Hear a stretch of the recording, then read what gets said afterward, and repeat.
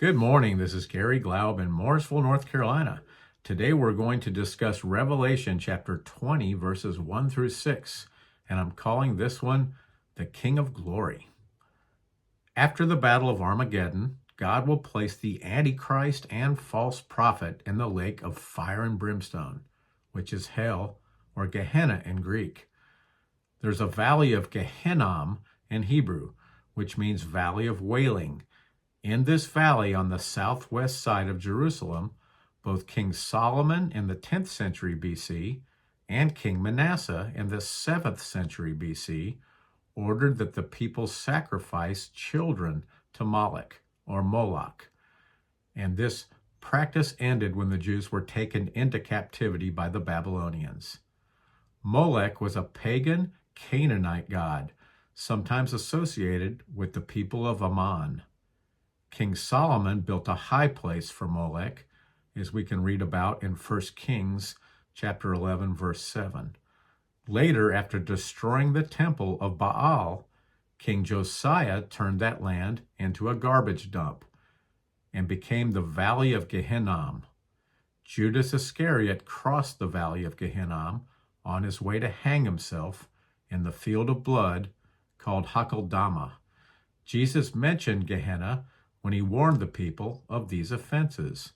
In Mark chapter 9, verses 42 through 48, it says this: "But whoever causes one of these little ones who believe in me to stumble, it would be better for him if a millstone were hung around his neck, and he were thrown into the sea.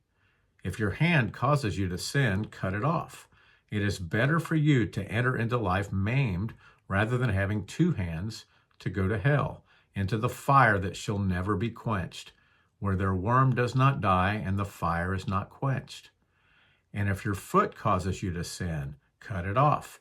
It is better for you to enter life lame rather than having 2 feet, to be cast into hell, into the fire that shall never be quenched, where their worm does not die and the fire is not quenched. And if your eye causes you to sin, pluck it out.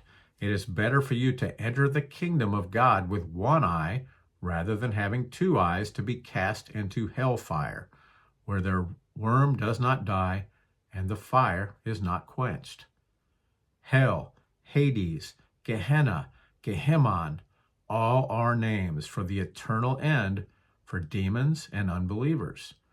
But there's another location we should understand as well: the abyss. Abaddon is another name for this location, while that is another name for a high-ranking demon in Satan's army. The abyss is a place of confinement for demons. In Luke chapter 8, verses 26 through 33, when Jesus cast the demons out of the Gadarene and then asked the demon its name, the demon identified himself as Legion, for there were many demons inside the man. The demon begged that Jesus not send them to the abyss, and instead Jesus cast them into a herd of swine. The swine ran to the Sea of Galilee and drowned themselves. In earlier passages in Revelation 9, when the angel blows the 5th trumpet, a fallen angel will open the abyss, also called the bottomless pit. The locust, scorpion-like creatures, which are demonic, then will be released on the earth. The king over these creatures is Abaddon, also called Apollyon. In the 6th trumpet judgment, 4 fallen angels bound at the Euphrates River will be released from their chains, likely in the bottomless pit, and then will proceed to kill 1/3 of mankind. We need to understand that there are 2 locations, and as believers, neither of these are in our future. The abyss or bottomless pit is a place where fallen angels are punished by God, waiting for the final judgment, while hell is the place of the final judgment, the lake of fire and brimstone. In literature, movies, and in the minds of most people, Satan is a creature of hell, the leader in hell. But Satan has not been there yet. Instead, he walks to and fro on the earth, and also goes to the throne of God in heaven, making accusations against believers. In Revelation chapter 19, we read that the false prophet and Antichrist will be placed in hell after the Battle of Armageddon. But in Revelation 20, we see that Satan will be sent to the abyss instead.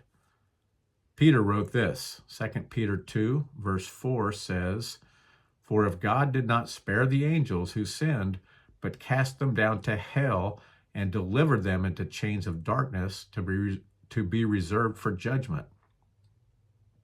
This passage seems to confuse the subject a bit more. Though the English word hell is used here, by description, this is the abyss.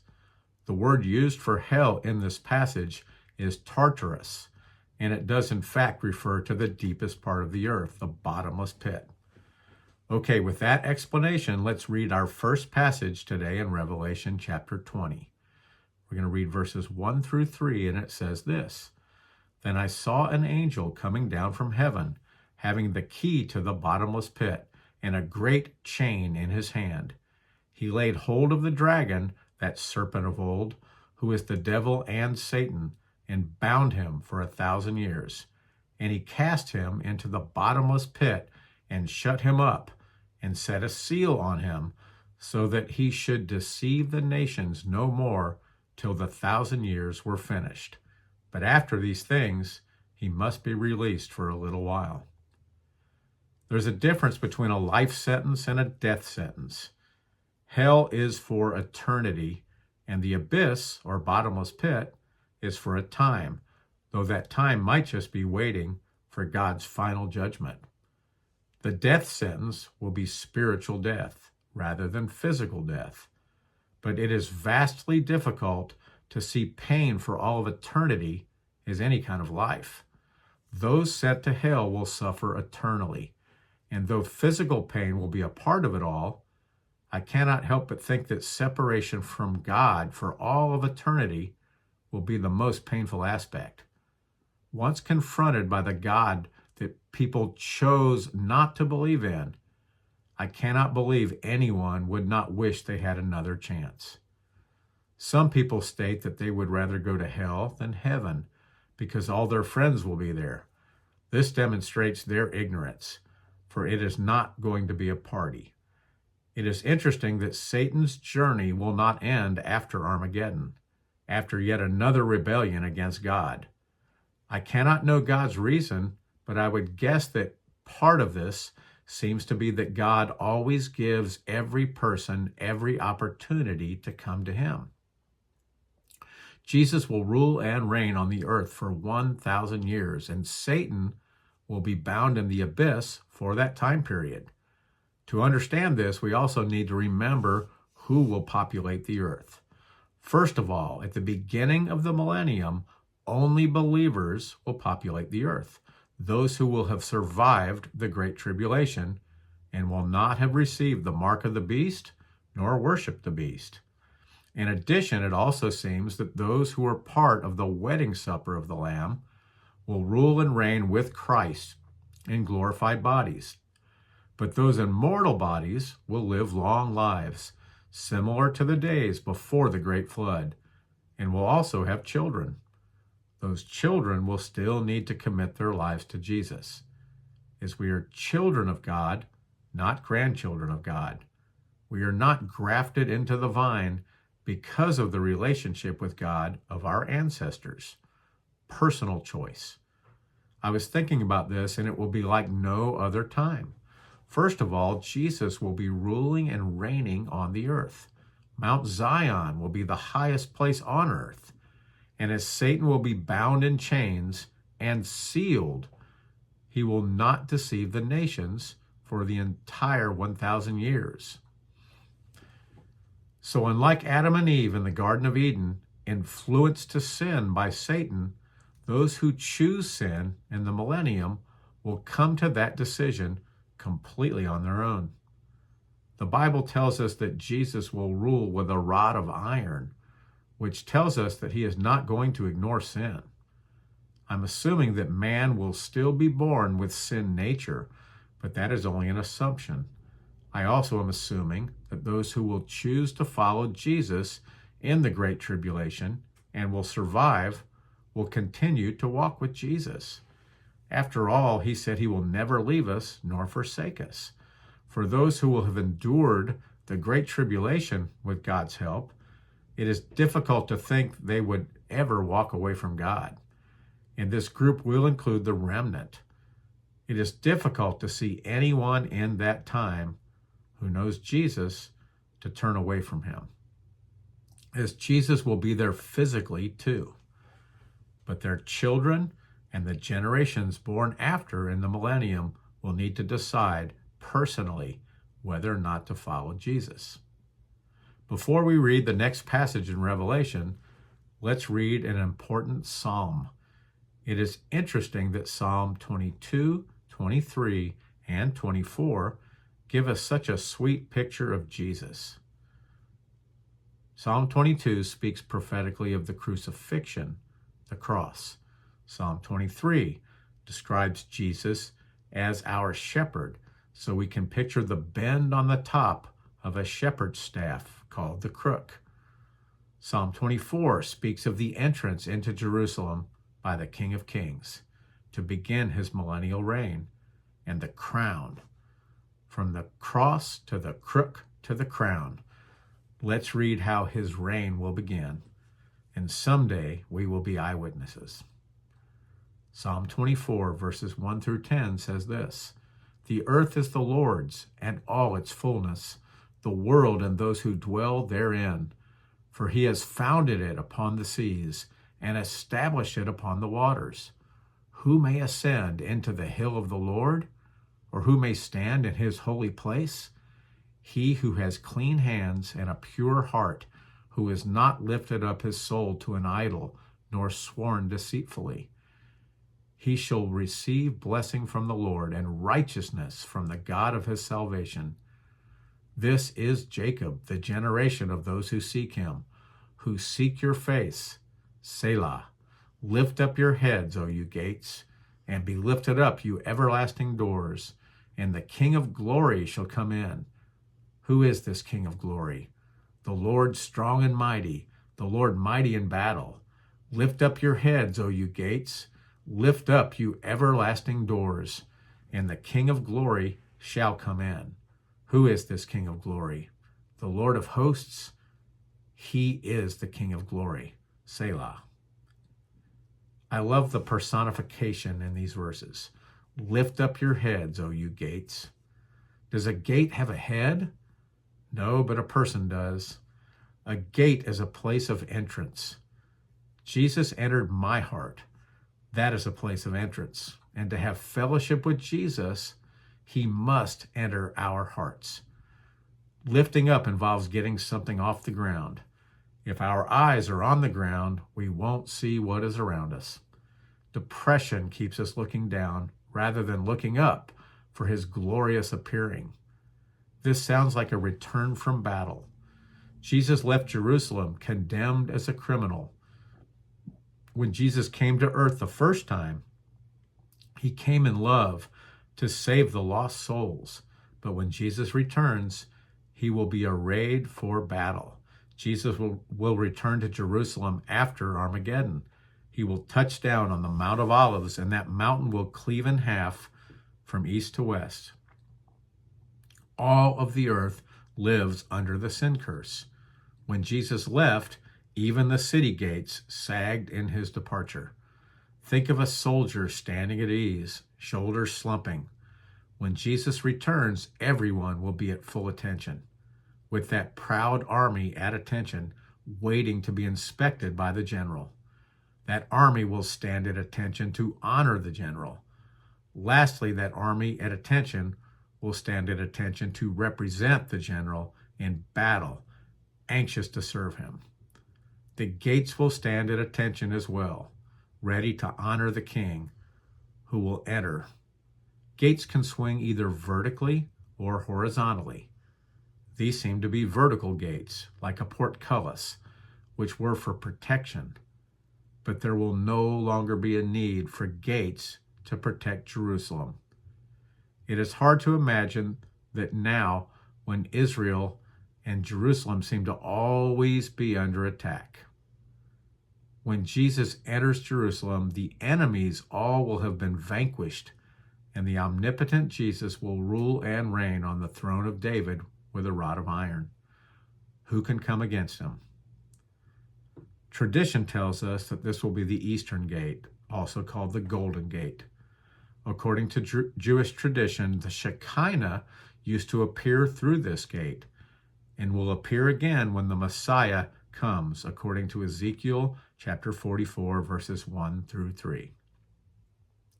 Ottoman Sultan Suleiman I sealed off the Golden Gate in 1541 to prevent the Messiah's entrance. It's still sealed today. The Muslims also built a cemetery in front of the gate in the belief that the precursor to the Messiah, Elijah, would not be able to pass through, since he is a Kohen, or priest.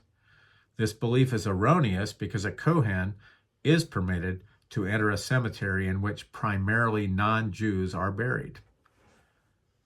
We worship the King of Glory, now and forever. Now let's read another passage in Revelation. Verses 4 through 6 of chapter 20 says this, "And I saw thrones, and they sat on them, and judgment was committed to them. Then I saw the souls of those who had been beheaded for their witness to Jesus and for the word of God, who had not worshipped the beast or his image, and had not received his mark on their foreheads or on their hands. And they lived and reigned with Christ for 1,000 years. But the rest of the dead did not live again until the 1,000 years were finished.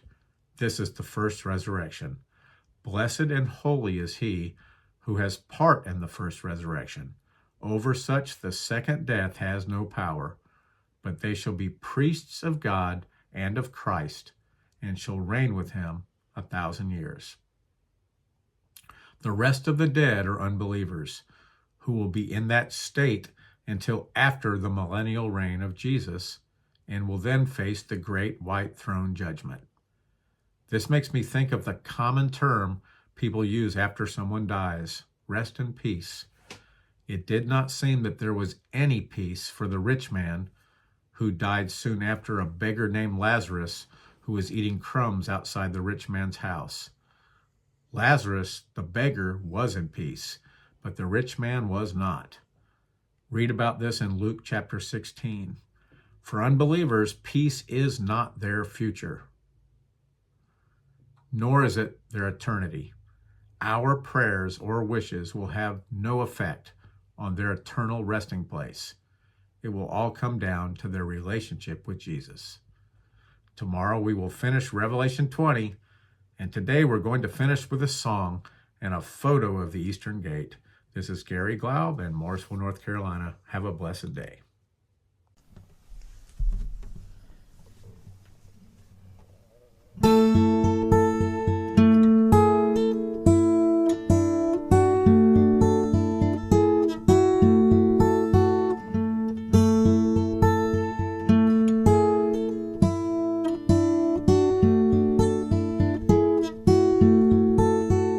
Who is this King of glory that pursues me with his love and haunts me with each hearing of his softly spoken words? My conscience a reminder of forgiveness that I need. Who is this King of glory who offers it to me? Who is this King of angels, O blessed Prince of Peace, revealing things of heaven and all its mysteries?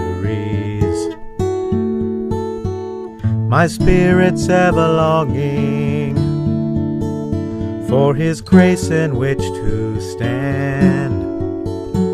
Who is this King of glory, Son of God and Son of Man? His name is Jesus, precious Jesus, Lord Almighty, the King of my heart, the King of glory. His name is Jesus, precious Jesus, Lord Almighty, the King of my heart, the King of glory. Who is this King of glory? With strength and majesty and wisdom beyond measure, the gracious King of kings, the Lord of earth and heaven, the creator of all things. Who is this King of glory? He's everything to me.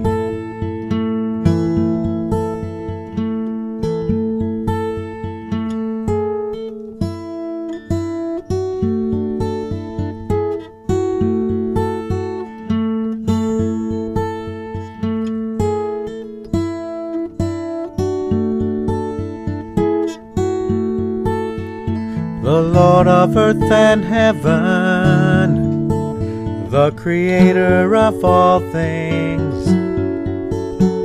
He is the King of glory. He's everything to me. His name is Jesus,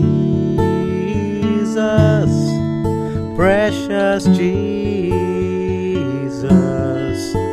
Lord Almighty, the King of my heart, the King of glory. His name is Jesus, precious Jesus,